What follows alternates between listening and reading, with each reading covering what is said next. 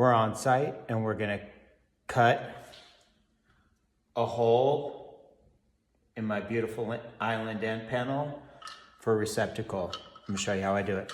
With a beautiful roto zip.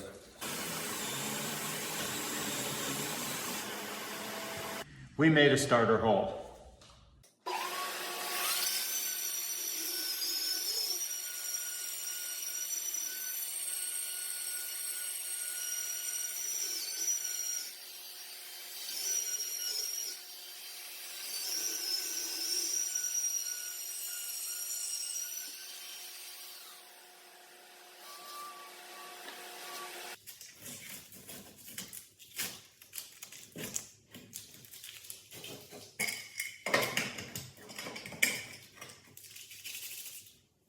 Easy enough.